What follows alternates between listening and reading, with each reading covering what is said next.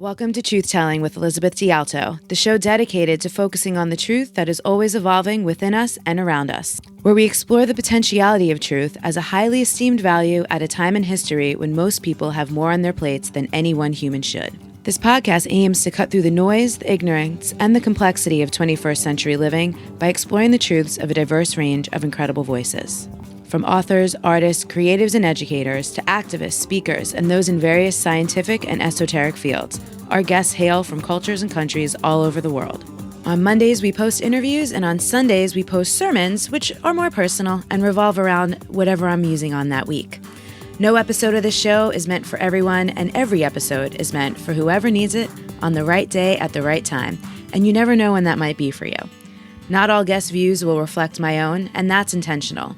We don't learn, grow, heal, or improve by staying in our comfortable bubbles with all of our people who look, think, or live exactly how we do.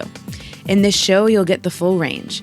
Everything from health, communication, money, success, parenting, desire, and spirituality, to making pivots and transitions in life, and topics related to psychology, storytelling, gender and race issues, emotional intelligence, and sacred activism. We can learn a lot from each other, and we need each other. You can expect courageous conversations when you tune into the show that will range from insightful, uplifting, and illuminating to uncomfortable and sometimes even confrontational. But no matter what, they'll always be filled with compassion and curiosity. Each episode invites you, with a ton of love and respect, to listen with your heart and mind wide open. If you love what you hear or find it useful and inspiring, the best way to show your appreciation is to share the episode and subscribe. Thank you so much for listening, and now for today's show. This is episode number 245 of Truth Telling with Elizabeth D'Alto. Today we are talking about catching dreams and fully living your life with my friend Karen Christensen. When you hear the truth that Karen dropped today, I think many of you will get goosebumps just like I did. Here's what she said. I am no longer willing to be coerced. I loved that so much. I've known Karen for many years now, and every time we connect, I feel like I've been missing out during all the time that's passed since the last time. This woman is so wise, creative, thoughtful, perceptive, and caring. And we expanded on her truth and talked about the discipline of having a practice, how she catches and changes her own triggers, the difference between standards and expectations, why her and her husband, who are both professional photographers and filmmakers, don't take many photos when they travel, skills versus creative process, how excellence is different from perfection, and so much more. I want to listen to this one 3 more times myself, so I hope you enjoy it. Listen more than once. Check out and connect with Karen. The show notes can be found at untameyourself.com/T as in truth, T as in telling -245. Again, that's untameyourself.com/TT-245. As well, I want you all to know, if you've ever been interested in working with me one-on-one, I have opened up a lot of space over the next few months in my schedule for 1- and 2-day immersions. This is my favorite way to get started out working with clients, whether you get everything you need in 1 or 2 days or whether it just starts out a longer-term engagement. We get up in there, we look at maybe what your challenges are or maybe what your big goals and your dreams are. Across the categories, if you've taken the trust assessment, you know that I can jam on health, wealth, relationships, and self-mastery or spirituality. So we can run quite a gamut. There is no information page for this. These are very personal, deep dive engagements. So here's what you do. If you're interested in an immersion, I will be in New York, April 16th to the 20th. Other than that, I'm back in Los Angeles. You can fill out an application. Go to bit.ly/VIE-app.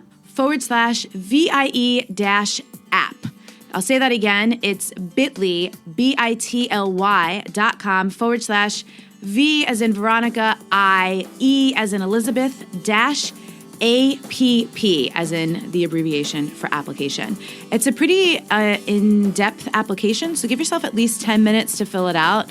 But we make absolute magic happen at these immersions. And again, those of you who listen to the show know I'm all about efficiency. I'm about the fastest, but also like the deepest and most effective path for anyone to get out of their struggles and challenges and to get into what is in better and higher and truer alignment for them. So check that out. And the last thing we have, of course, is the Trust Assessment is live. If you have not taken that yet, head on over to thetrustassessment.com.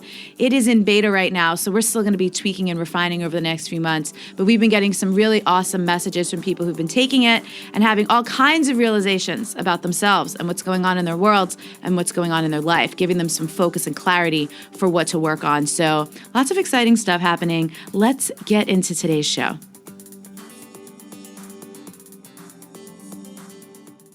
Welcome, everybody. I am so pumped to have our guest, Karen Christensen, with us today. I met Karen back in the day doing Marie Forleo's B School. I feel like there's probably a good chunk of our guests that I've met at Marie Forleo's B School. But for those of you who are watching right now, you have a special treat in your lap because Karen guessed, and she guessed right, that I would be so excited about her red leather jacket that reminds me of Eddie Murphy's stand-up comedy in, was it the 80s or the 90s? Or those, the 80s? Oh, that is 80s for sure the 80s. I actually meant to say 70s or 80s, not 80s or 90s. Raw, I don't remember, though, if red was raw or blue was delirious, but either way. Red was raw. Maybe we're getting it wrong. The point is, the headphones, the leather. It's so good to go. I really want everyone to, even if you listen to the podcast, go to the YouTube channel to just feast your eyes on this because it's amazing. It's bringing me so much joy right now. I don't even know what to say. I literally, so my husband and I have these dance-offs pretty much every day. There's not a day that we don't do them. And this morning he was listening to, I don't know if you know Wahe Guru. It's like yogi. Yeah. Okay, right? So he's like doing his meditation and he's doing his stretching and he's doing Wahe Guru. And I come out like rocking this. And we were just like, yep, that's how the day is going to roll. That's what today is going to be like. So first question, Karen, what is a truth that is having a big impact on your life right now? First of all, I love this question. And how much time do you have? Because I feel like I could share like 5 million things. The thing that comes up the most for me right now, and it's coming up in a really interesting way because it's coming up in a more grounded, clean, unapologetic way. So it's not necessarily new. Yeah. I'm no longer willing to be coerced. Ooh. Yeah. And it gives me chills even like saying it because I feel like it's coming with, again, that word unapologetic. I mean, I've been doing this work for a long time. I would say that first kind of disentanglement of like enmeshed, narcissistic, like codependent relationships. I know you talk a lot about that on your show here. Started when I was 23. So this isn't like new material. But I would say what I mean by that is like, even 5 years ago, there was still this residue of if I said no, that I had to apologize for it, or I had to explain it, or I had to have like some dribble effect rationalization for why it was. Because if I didn't, then I was selfish. I was bad. I was entitled. Who did I think I was? And that is just not true. It is categorically not true. And so I feel like now, not only do I no longer accept being coerced by somebody else, whether it's covert manipulation and it's obvious, or it's not so obvious, or it's overt manipulation and it's really obvious. I can catch, challenge, and change my own triggers really quickly.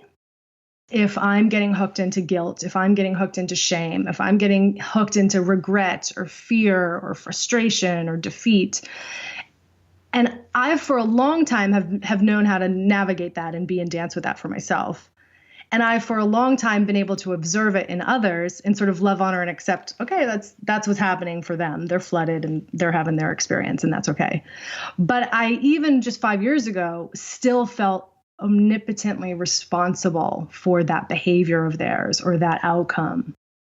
And I just don't anymore. I just don't. Congratulations. Thanks. It Thanks. feels so good, huh?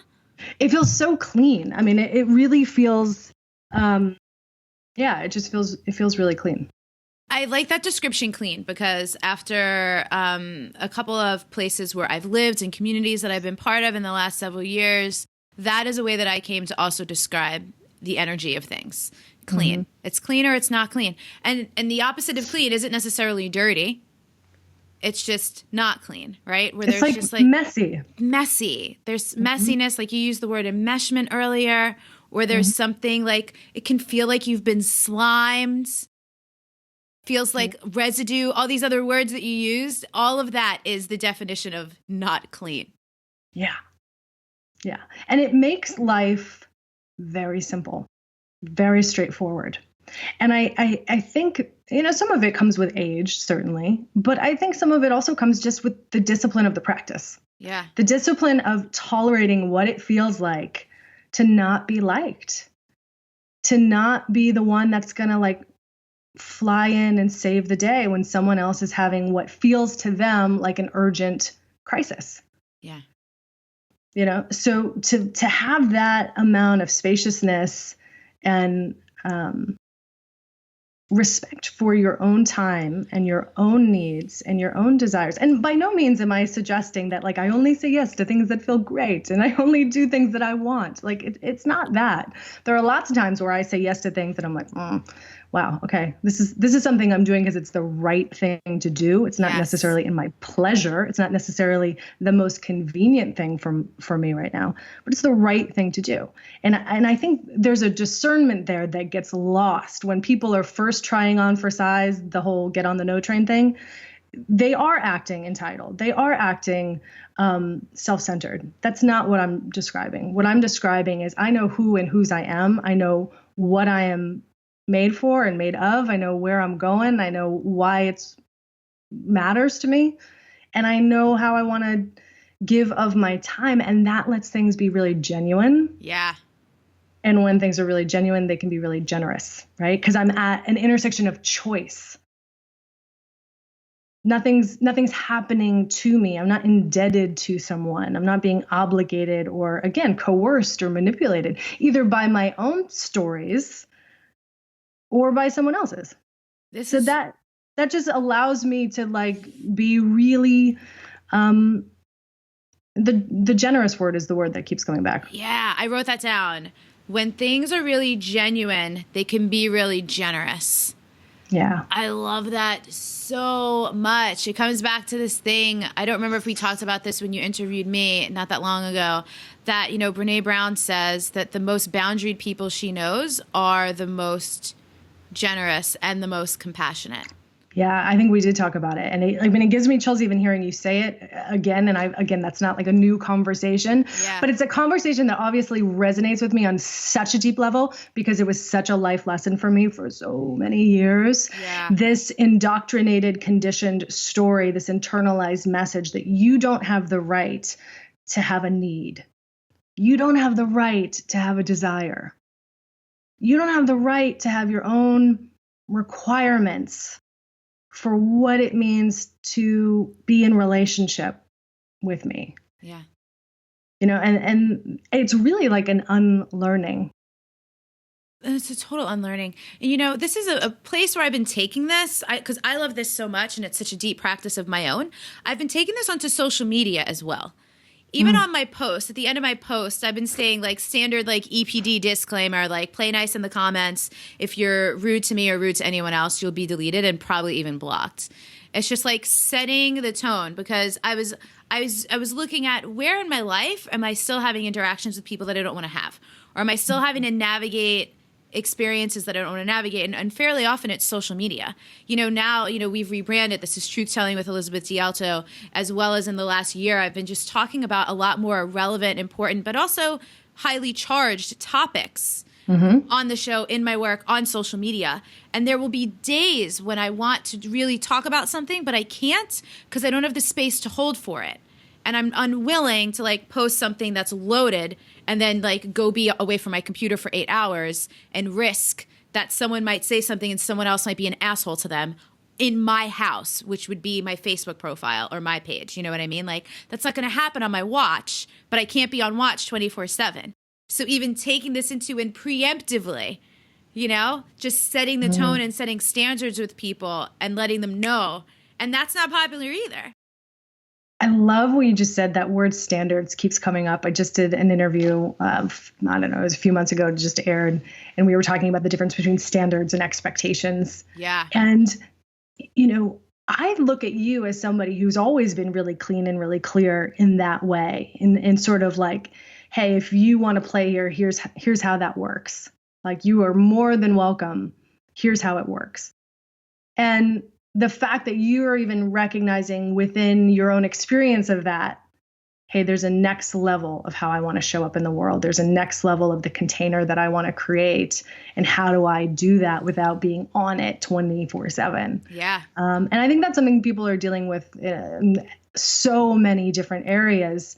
I mean, this takes the conversation in another way, so I'll let you sort of steer the ship here. But I believe that we are in such a crisis of loneliness, and we are in such an epidemic of internet addiction in particular, that the social media rabbit holes are a lot to manage, and how you choose to engage or disengage with that is a whole other conversation. But I love that you're sort of keeping house on what matters to you and how you want people to show up. Well, I would love to talk about this. And actually, as you were saying that, I was reminded of something that happened on one of my posts recently and this was about body image.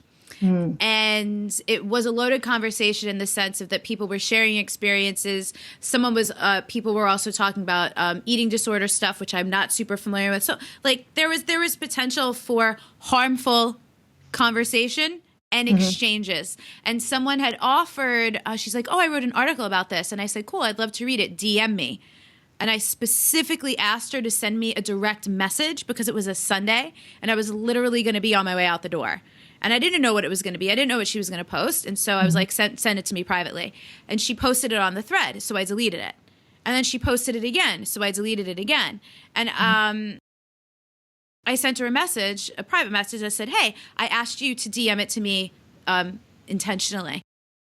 I'll take a look at it later. And she wrote back to me something along the line, like she was assuming that I was trying to like shut down her expression.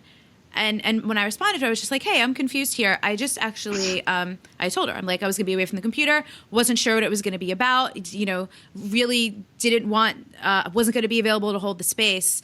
Because she had said something like really reactive, like, you can block me after you read this. And she was like, oh my God, like, thank you so much for demonstrating. Like, I just thought, and it was cool afterwards because she realized that there was an alternative. She was just expecting, because like, that's the climate, right? People can just be so dismissive. I could just literally delete you if I want to. And that had been her experience before. So interesting, because you talked about the word assumption and you talked about she reacted, right? Yeah. And I mean, this is the work of coaching, right? It's like coaching 101 in energy leadership, which is where my background and training is in. We talk about how people get so quickly triggered. They get so quickly induced into stress. Every single one of us. There's not one single person on the planet, even the person that you most admire, you most want to emulate, you most put on a pedestal. They too, of course, will get triggered. And what is their default pattern? Do they default into shame, guilt, defeat? What's wrong with me? Oh my gosh, I said the wrong thing. They retreat. They get apathetic. Or do they default into, it's not me, it's you. Like, what is your friggin' problem? Like, how dare you? You're coming after me, right? And they're loaded, and it's like frustration and anger and rage and anxiety, right?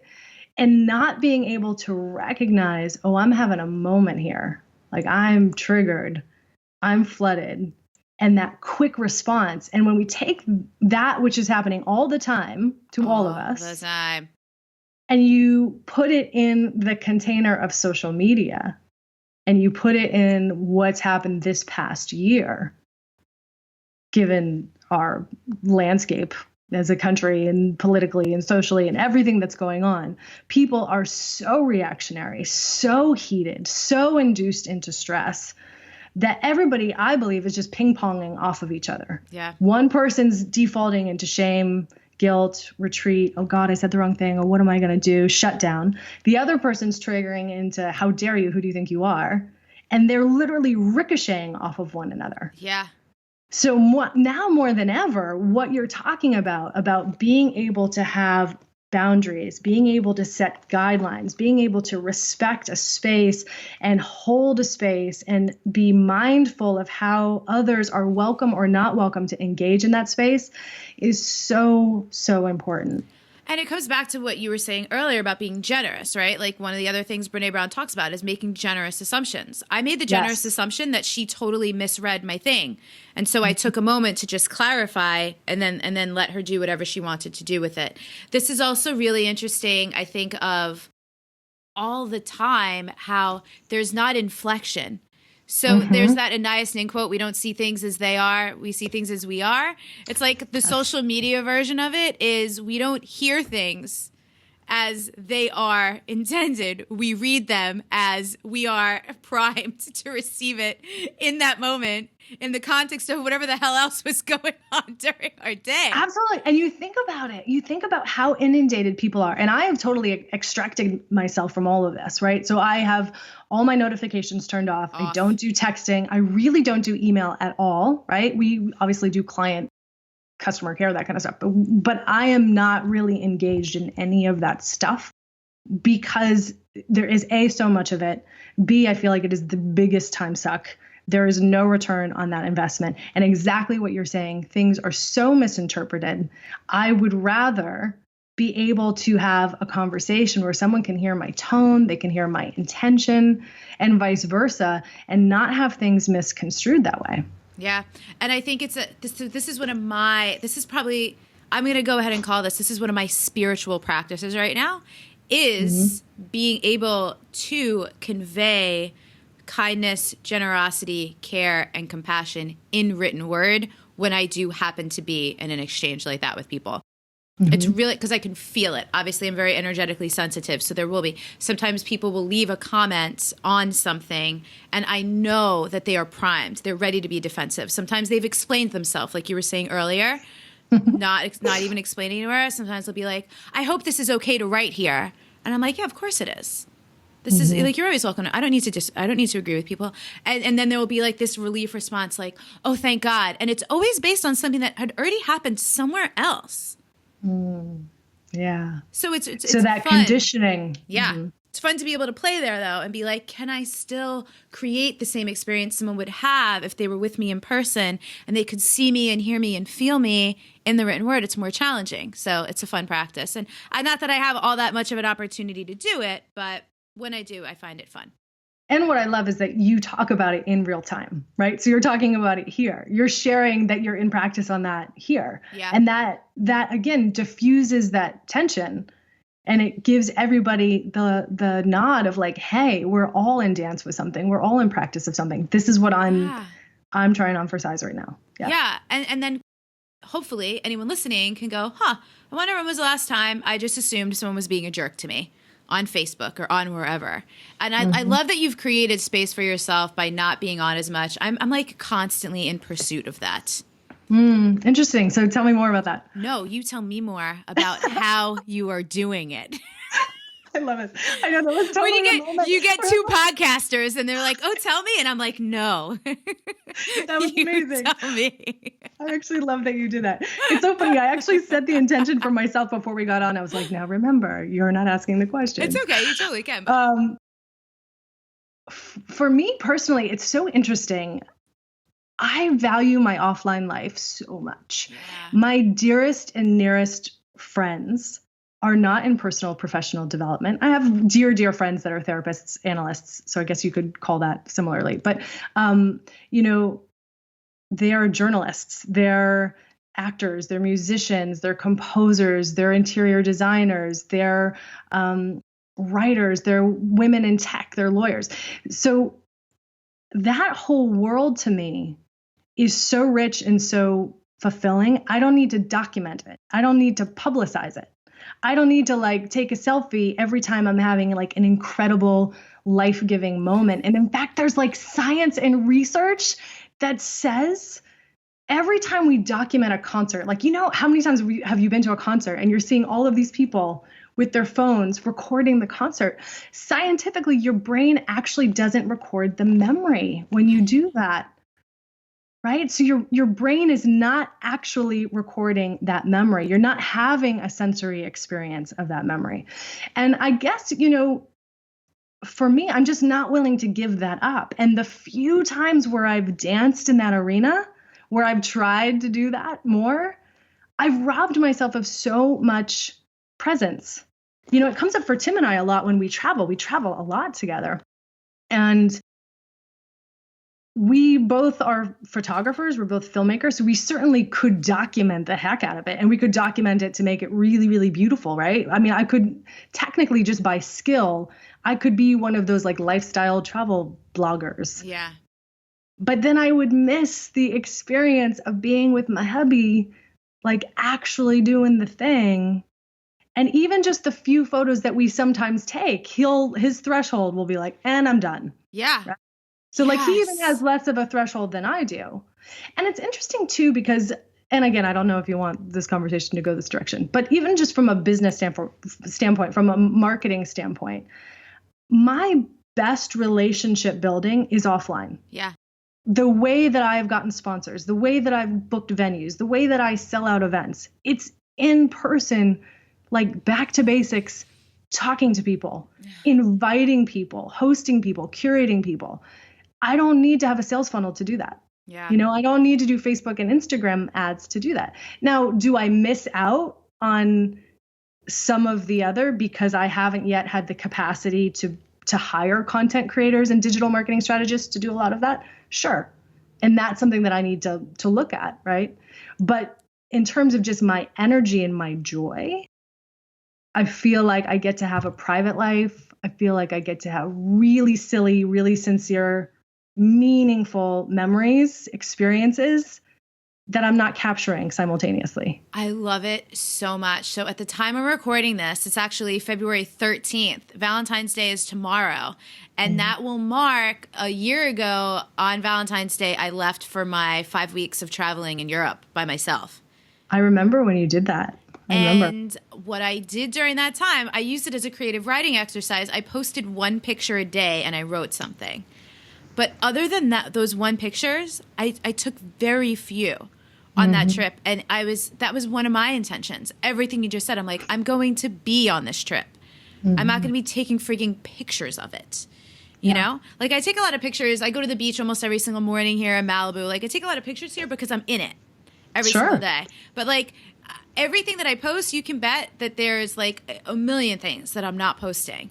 Right. And it's funny, too, to be around people who are like snapping and posting and Insta story all the time and to feel like constricted and to have a desire to like want to be connecting with them the way they're connecting with their phone and living through, something I love to do is when I am out and about and I'm like not on my phone, I'm not looking at things, I'm not taking pictures of my food. I like to spot people, like two people who are trying to take a selfie. And I like to go ask them if I could take a picture for them. Oh, I love that. Be in the picture. It's one of my favorite friggin' things to do. And there's, really sweet. Sunset. There's always someone trying to take a selfie at the sunset. I'm like, that's not going to work. You're so backlit. Let me do this for you. And so you can capture the actual moment and not have the moment determined by the action of trying to capture the moment. Like you were just describing. I love that. I crave that. And I also love what you said in terms of connections. Something I've been doing in Malibu is trying to just connect with people locally. I'm noticing it's just taking me time to integrate myself into the LA community. I know a lot of people here, but it doesn't mean there's a difference between having a lot of connections and being connected to a community or the community as a whole. Yes. Yes. And I think also, you don't need a gaggle of people. I could say that I have a gaggle of people. I could say that, right? And I do. Like if we throw a party, it's going down. Like we can throw some good parties, right? We can get 40 people to show up. We have a fantastic time, right? Yeah.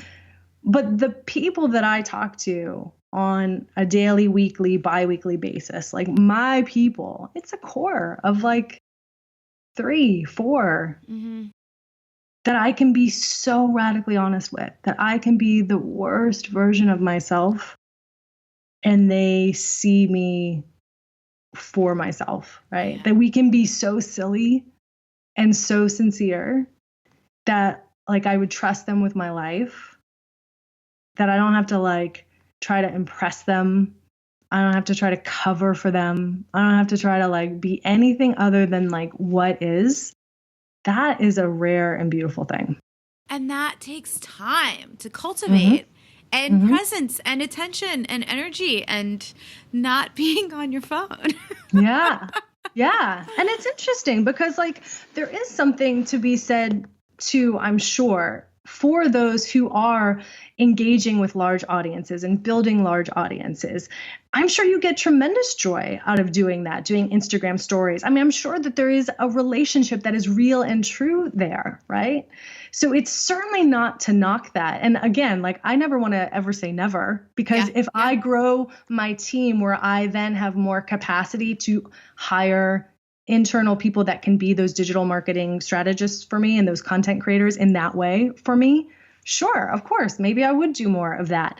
But I still know that what I value the most is being able to like have those friggin' crazy belly laughs and like ugly cries with the people that are in the room. Yeah. Like that's the thing that lights me up. I feel like I'm a hybrid between what you're describing and, you know, the people who are reaching out to tens of thousands of people on the internet, maybe hundreds of thousands of people or even millions one day.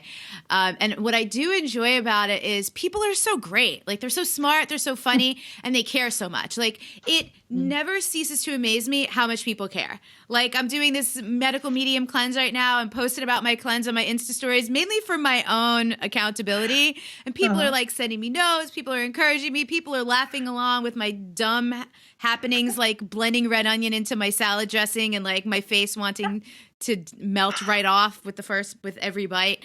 And it's entertaining. And at the end of the day, there is still something shallow to those exchanges.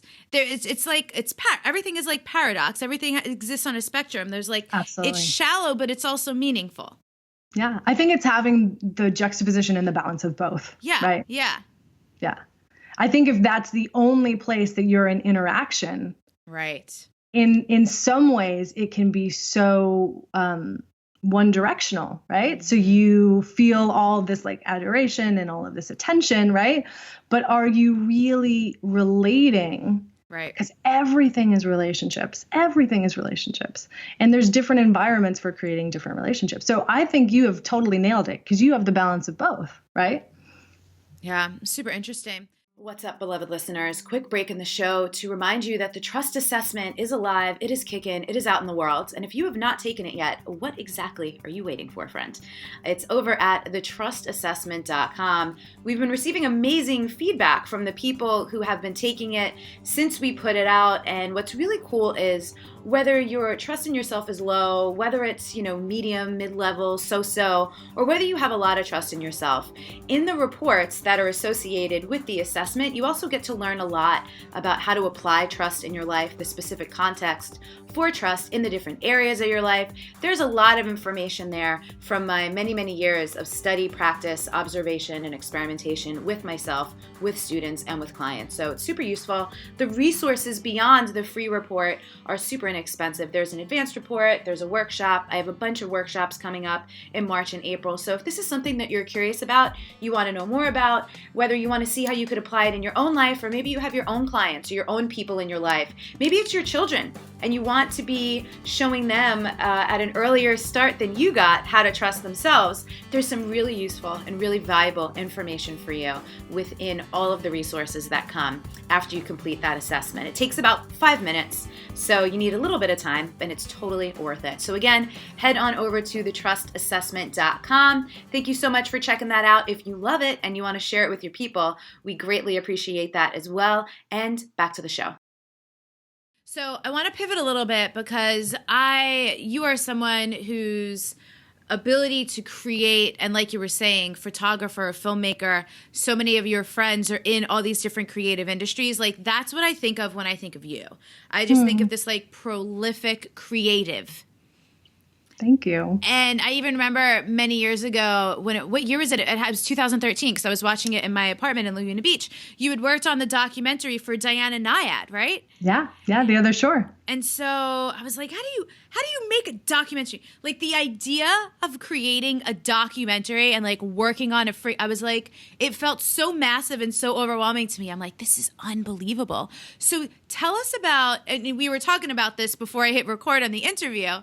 It's kind of like when someone asks you what you do and you're like, how much time do you have and what part? So you're like a very dynamic person. There are people who could simply say, I do this. I'm an investment banker. I'm an analyst. I'm a real estate agent.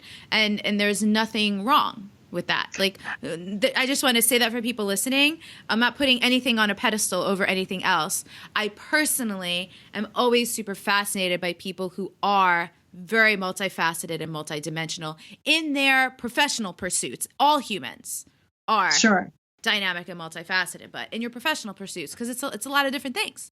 It's a lot of different things. And if anybody's listened to the Dreamcatchers District podcast, I did an episode with Alex Albrecht, who's a very dear friend of mine, and he's been hugely successful in podcasting. He's been on the Jimmy Fallon show. He's just done a lot of things. But he's had success as an actor. He's had success as a host. He's had success as a podcaster, as an entrepreneur, as a director. So he's one of these people, just like me, just like Timothy, just like our whole sphere of friends, really, like our intimate circle. There's a lot of us that are kind of like that. And he was joking, and that's what you and I were talking about before we started. Like, how do you introduce yourself without sounding like an asshole? Like, how do you say like, I do like these really cool things, but I don't want to like sound like a total jerk face. And so it has always been a little bit challenging because I know the experience, and a lot of people who I work with will come to me, or friends, colleagues, again, they don't want to sound flaky, but they have had many career endeavors and iterations. So for me, that's been in entertainment. That's been also now in personal professional development. That's been in front of the camera. That's been behind the camera, right? So it is an interesting thing. But what I will say, whether it was acting or it was photography or it was filmmaking, there's always been a through line there. Mm-hmm. So the same strengths, the same skills, let me change that. The same strengths for sure have carried throughout all of those. And now speaking in podcasting and coaching, the skills had to obviously be learned. I had to learn the skill of photography. I didn't know that. I had to learn the skill of producing. I didn't know that, right? I had to learn the skill of acting.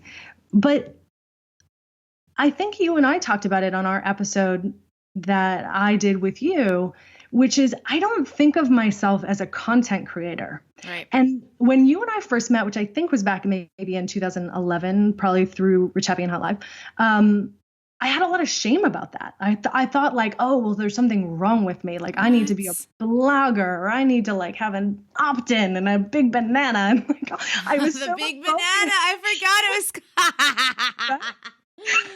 Oh man. And I was so focused on like trying to be really a digital marketing strategist and a content creator, someone who was like churning and burning weekly content.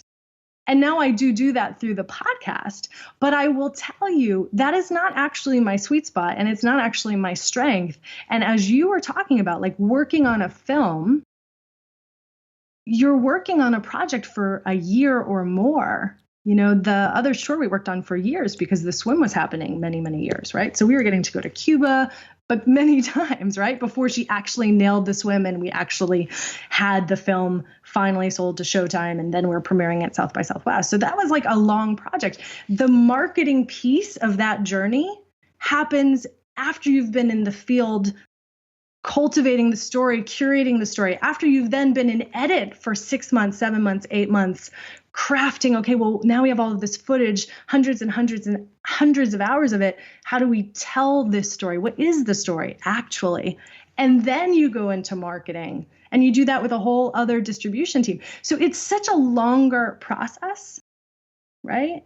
Very different than, you know, the solopreneur who's like doing a blog or doing a podcast or doing a webisode or whatever it is, doing webinars. So that's been something that like I've had to really understand and embrace about myself. And then also figure out, well, how can I have the best of both worlds? Yes. Right? Like, how can I be the artist who's used to the longer format? And how can I also take all of this know-how, because I have a tremendous amount of know-how, just like you do. I know a lot of stuff about digital marketing, but I don't want to be the one doing it. Yeah. Right? And that's okay. Yeah. This is so interesting because I won't say I'm coming from the opposite end of the spectrum right now, but in terms of the experience, what I have learned about myself, I will say from 2015 through up till now, and I'm still learning it, but now I'm actually seeing it. I didn't even see this before, because 2015 is when I published my book, is how my creative process works and creating space for myself to have a longer creative process. Because I did one of those like write your book in 90-day programs to just get the book out. And I mean, to this day, I describe that first book as a creative digestive enzyme. I just had to get it out of my system so I can move on with other things and be a clearer vessel for creating more and differently. And so, but now I realize how much time things actually take, how much pressure I've created for myself by putting myself on like a content creation, marketing, digital marketing kind of deadline for things, and being like, but this is not how my soul creates. This is not how creativity moves through me. So we call it kinder timelines on my team. Because I will be the bottleneck when I'm creating the content. I am writing the copy. Like I am doing all those, anything anyone reads on my website or whatever, I write all of the things. It is a lot of writing. I actually was laughing a while ago. Someone was like, "Oh, are you a writer?" And I was about to say no. And then I was like, I write actually every day of my life. I am a writer, you know? Can we just take a pause here? Okay. So if anyone had told me, okay, Karen, when you move from acting to then owning a photography business to then getting into like coaching and speaking and podcasting, like you were going to actually become a writer. Yeah. I would have been like, oh, cool. Cause I actually love writing and I'm like pretty decent at writing and writing's great. Now actually in it, it is one of the things that I find the most, I don't want to say challenging, but takes the most effort because, and I don't know how you would describe yourself. I'm pretty ambivert. So like I need a lot of social time and I need a lot of fun, novel experiences. It's why I create experiences, right? More than like online stuff. And yet I also need a lot of downtime, because when you're holding that container for other people, that takes a lot of energy. When you're the one that's presenting or speaking or entertaining, that takes a lot of energy. So I'm definitely the ambivert, but like you're saying, I don't think I have any understanding of how much writing there is. And that for me, sometimes when I can give myself a longer time to create, can feel really fulfilling and energizing. But when it's just the churn and burn, because I write all this stuff for the podcast, I write all this stuff for the website, write all this stuff for the newsletters, it can feel like, wow, this is exhausting. I feel drained. Yeah. Or even, and to me, part of what's draining, sometimes knowing that what you're putting out is not of the quality that you would have liked it to be. And I am in no way a perfectionist. For me, done is fine. Done is better than perfect. But there are times when I'm like, the thing has to go out. This is not my best work. And I feel a little conflicted about that. I know it'll still serve. This is when, thank God, Wild Soul Movement helps people and me as the teacher and practicer of my own thing with surrender and trust. Because that's when I just have to surrender and just trust that the thing is going to do whatever it needs to do out in the world, and that it'll be fine and it'll be of service, even if it's not absolutely excellent. I love that you're talking about that. And I love that you mentioned, you know, by no means am I a perfectionist. I would definitely say I am for sure like a recovering perfectionist. And I now recognize that if it's 80% good to go, like let's go and let's tweak as we go. And that's been something I've been in practice with now for years. 100%. And it's something that I teach, but I will for sure confess that that is not my nature. That I don't know if you've done, I'm sure you probably have, but any of like the strengths finder work, top 5 strengths, like my top 5 strengths, I think number 2 is maximizer. Yep, so like that's one of mine. Yeah. So like the benefit of that is that you can always see the next 10%. You can always see how to make something better. You can always walk into any situation, any room, any experience and be like, that was great. You know what it needed. Yes. Right? Yes. And you're not a jerk. You're not being critical. You're not being negative, but you just can see. Yes. And yet the shadow side of that strength, and the thing I've had to learn to look out for, is don't quit or don't not execute all the way on something because you know it can be that 10% better, or you know it can be that 20% better.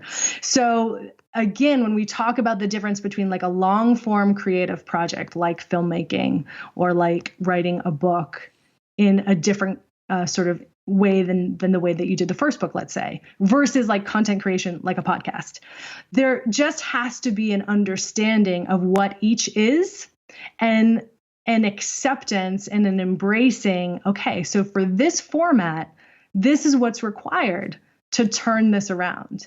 And am I willing to do that? Am I willing to tolerate the part of myself? Because it happens with me on the podcast all the time where I'm like, right? But it needs to go out that next week. And the podcast is a very different genre than making a film. Very, very different. Yeah. Yeah. And something that I started talking about a lot in the last couple of years is consumption, being overconsumed, unconsuming yourself. But there's so many contexts for consumption, right? Because, and I was just, the interview I did before yours, which was so fun for me. This is like back-to-back epic creative conversations, was Kathleen Shannon from Being Boss. Do you know who they are? Oh, yeah, of course. Yeah. So Kathleen's awesome. We talked a lot about creative process, and I was like, oh my God, I get to talk to Karen next. It's going to be amazing. And, you know, one of the parts is, I lost my train of thought. I got so excited. I think I listened to your episode on Being Boss. Didn't they do an episode with you? Yeah, they did. They did. Okay, so maybe it'll come back to you, your thought. I actually really loved the episode that you did because you were talking about consumption and consuming. Got it. I'm back. Okay. Thank you. You know, we're not going to edit that out. I don't edit these things out because I want people to see. Like, sometimes I get really excited. I lose my train of thought. I need a little help. You helped me. We got it. We're back. The consumption. We're good. Right. All the context for consumption, right? I am not a big consumer. I am such a creator. Me too. Yeah, me too. And so in a lot of ways, I don't know how a lot of things work. Because I'm not consuming it. But you know what's excellent about that? I talk about this all the time. When you are consuming, that means you're not creating. Yeah. And every time you take that next consumptive hit, every time that little comparison wakes up in your brain that says like, oh God, they're so far along, or oh man, how did they do that so fast? Or ugh, if only I had X, Y, or Z. So the people that I know, the people that I surround myself with, and the way that I try really hard to be in the world is to not be a consumer, but to be like head down, eyes focused. I'm only here. And then when I'm creating this thing, I'm not inundating myself with how everybody else is doing their thing. Yeah. I'm just doing my thing. But what is the challenge of that, or the underbelly of that, is what you said too. Like sometimes you then pop your head up and you've like produced something and you've shipped something, and then you're like, oh wow, I did that totally wrong, because actually it could have been, you know, done this better way had I actually looked around. But you know, I think, I don't know if this would be true for you, but for me, that's what allows me to not get in my own way. It's what allows me to just do my thing, find my voice, have my own sort of stamp on something. Yeah. And then I tweak and I adjust. And I'm with you. So I call this being iterative. And so I think some people probably aren't like that. I know some people really like to prepare up front and know everything. I know in the Colby Index, have you ever done the Colby Index? There's different, like there's something called Fact Finder. There's 4 things. It's how you produce. So it's like the personality test for how you produce, which is really good to know. I have a lot of Quick Start. I'm high on Quick Start. I'm so low on Fact Finder. I'm so low. So wait, what does that mean, fact finder? So in terms of research? It means that I'm off to the races most of the time without knowing how a damn thing works.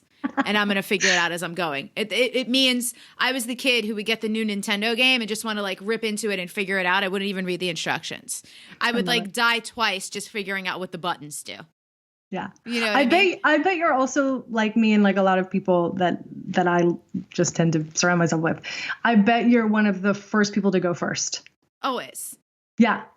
So that's like me too. So like and actually I've had to learn, not hesitation, that's not the right word, but I was always like the first to raise my hand, the first to talk, the first to ask a question. Like my husband will tell you, like I can pepper people with questions because I'm like curious and I'm enthusiastic and I like want to go and like tell me more.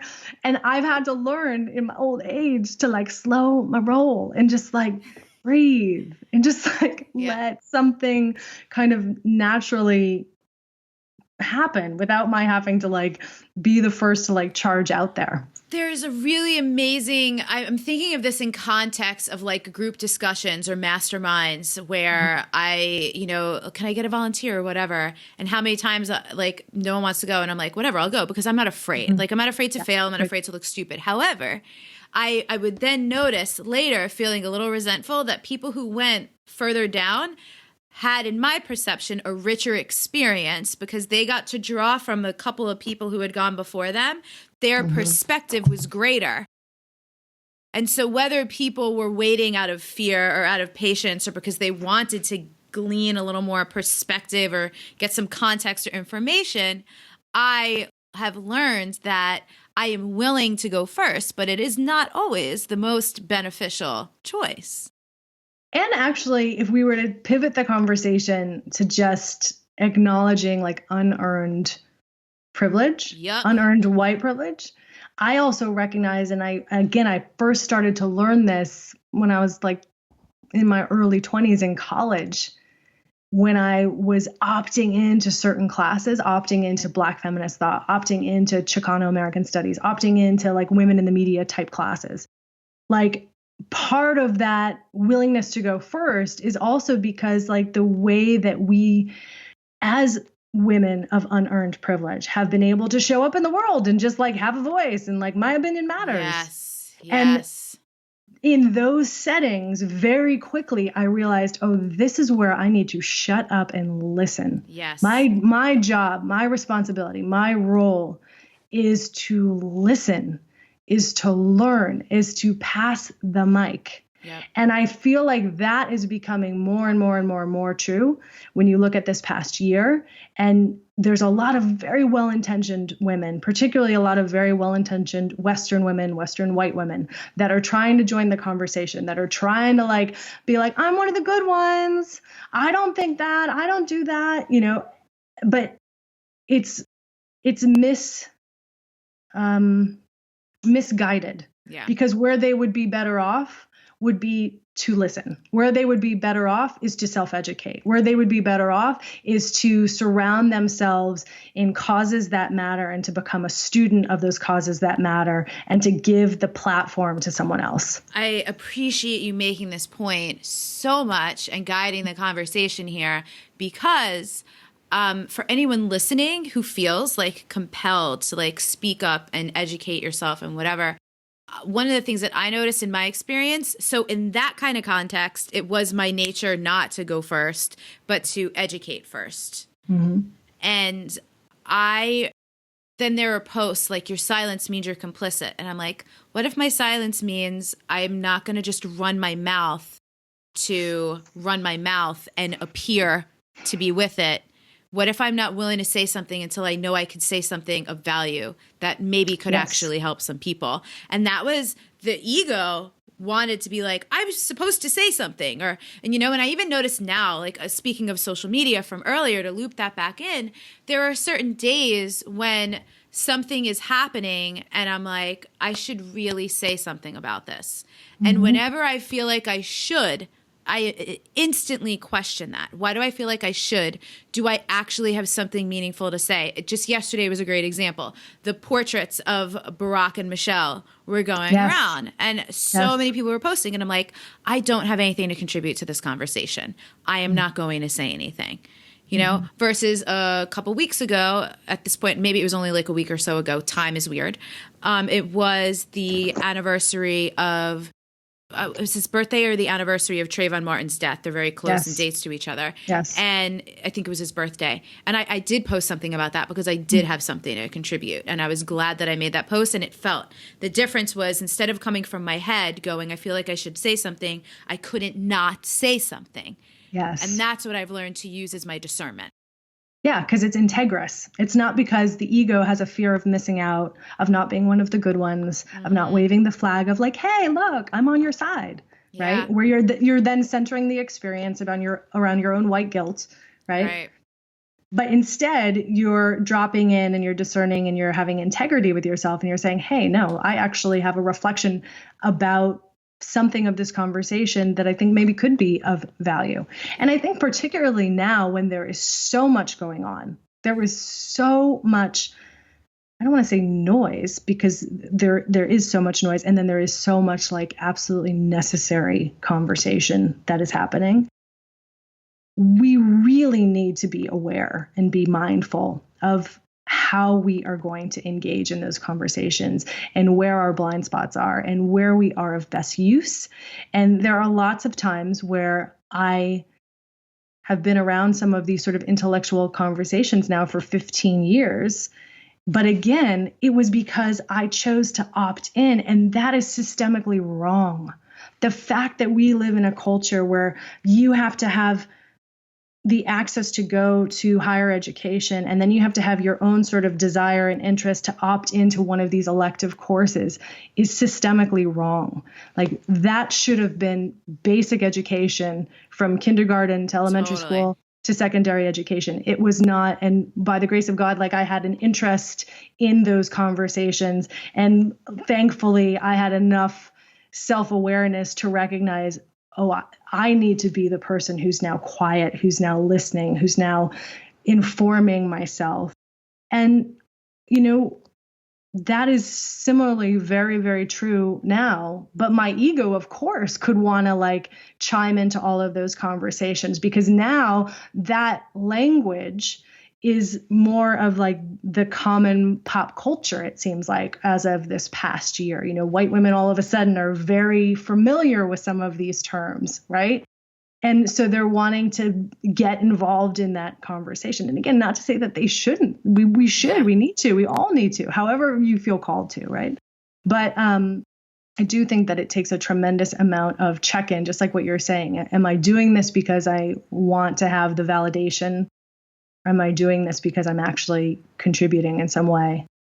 Am I doing this because I'm learning? And giving each other the grace. You talked about the generous assumptions. We're all going to get it wrong. There's not a single one of us that isn't going to trip over our words, that isn't going to say something wrong, that's going to be so well-intentioned. And so to give each other also the grace of everyone's doing the best that they can. Yeah. 100%. I love that. So I like to talk about absolutely irrelevant things at the end of the interview. It's Amazing. So fun. So do you watch TV? A little bit, not a lot, but a little bit. What do you watch? I'm obsessed with Parenthood. I think I'm a Braverman. I don't know if you ever watched Parenthood. That's not even on. Okay, so you have to watch it, and then you have to watch it a second time, like I have. I think there's something that's just so endearing. It's about a bunch of siblings and their sort of family dynamics. And when they're not your own family dynamics, they're quite humorous. Do you watch This Is Us? Because I do. I love This Is Us too. People have said like, oh, if you like This Is Us, you'll love Parenthood. Yeah. I think I'm more connected with Parenthood for whatever reason. But yeah, I like This Is Us too. Well, and the guy, I forget his name, but the guy who was from that show back in the day, Coach, is on Parenthood, right? Yes, I adore him. When I moved to Malibu, he was the first celebrity I saw out and about. Of like, you can, everywhere you go, you trip over a celebrity around here. I'm not like a starstruck kind of person, but he was the first one. Yeah. And I was like, well, don't really care about that guy. Meanwhile, I'm like, Dad. Dad. That's hilarious that you're like, are you reading anything right now? I am. I just finished. So I'm in a book club, and I just finished. Oh my gosh, now I'm going to forget what it was called. What was it called? It's totally gone out of my mind. We're about to read another book called Hungry. Have you heard this? No. Yeah. So we're just starting that. Oh, what is the book that I just finished? It's so good. While you maybe remember it or not, what's it like being in a book club? I feel like I would fail because the minute someone tells me I have to do something, I'm like, no. Okay, that's not the type of book club that this is. We basically get together just to be able to like get together. I cook, they cook, whatever it is. We have wine, we hang out, we chat. The book is very much like the backdrop of the conversation. As you can tell, since I can't even remember the name of this book. Like, it was really incredible. It's about the World War II. God, I can't remember what the name was. I'll remember and then, I don't know. I'll tell you like in an email. I don't know how anybody's going to care. What? This is specific to you. I've not asked anyone this before. When you are creating, if you are writing, what kind of music do you listen to in the background? Do you have music or do you not have music? I do. So that's such a fun question. So I usually listen to one of two things. I'll listen to something that feels like travel music. So something that's like bossa nova or French, something that actually gets a different part of my brain going. Yes. I like that. Or sometimes I'll listen to like, study type music that's also like about getting the brain sort of awake. Or, Timothy actually will listen to like Mozart or something. Sometimes I'll walk in and he's listening, he's like jamming out to Mozart with his dreadlocks. It's pretty cute. It's pretty funny. I find that so interesting. I noticed many years ago that I cannot write when if there are words to a song that are in English. Yeah, exactly.